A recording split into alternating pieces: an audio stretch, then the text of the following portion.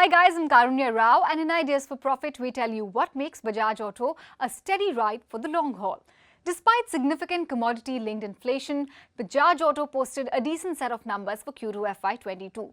Export markets provided cushion to the company.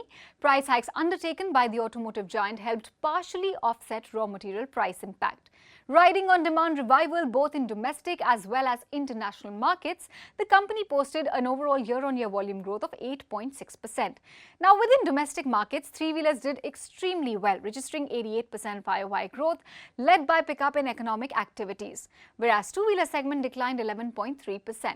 In export markets, two-wheelers did well with 31% YOY growth and three-wheelers registered a YOY growth of 7.6%.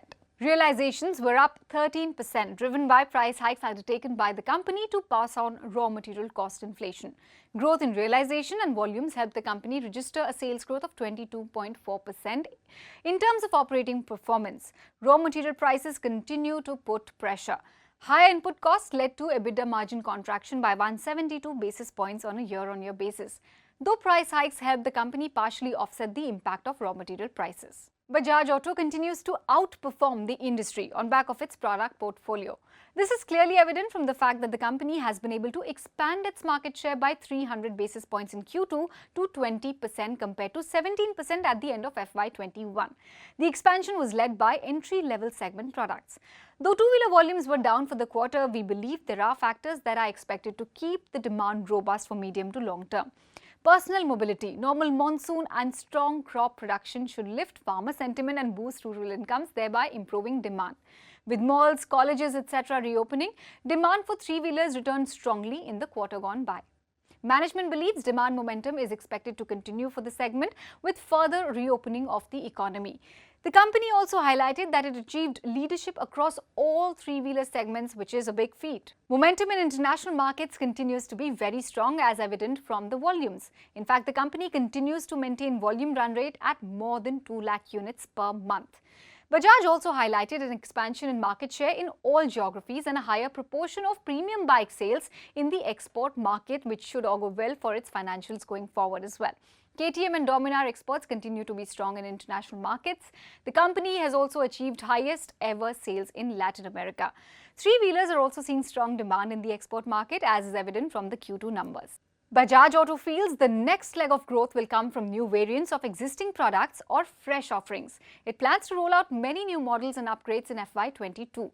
In fact, during Q1 of this fiscal, Bajaj introduced the Pulsar 125 drum split seat and expanded footprint of Pulsar 125 disc split seat. It also refreshed versions of Platina 100 ES as well as Duke 50. The launch of new versions aided its market share expansion. And like any other automobile company, meanwhile, Bajaj is also facing production issues due to shortage of semiconductors. But unlike car manufacturers, where the chip shortage impacts all products, only premium products are impacted in the two-wheeler space. Therefore, only 20% of Bajaj's portfolio is impacted due to the shortfall. Management indicates that chip shortage situation needs to be monitored closely from here on. Apart from this, another challenge that the company is facing is the significant rise in raw material prices. Management indicated a likely increase of another 2% in raw material prices in Q3 compared to Q2. They will, however, try to pass on the same depending on demand elasticity as well as competition. Now, if we look at the valuation picture, Bajaj Auto is trading at 17.4 times its FY23 projected earnings, which definitely looks reasonable. And therefore, we advise investors to buy this stock with a long-term perspective. Of course, there will be risks to watch out for. Any weakness in demand and a longer recovery period could hurt the company's financials. Meanwhile, also watch out for adverse commodity price movements, if any, because that may increase raw material prices and hurt operating profitability.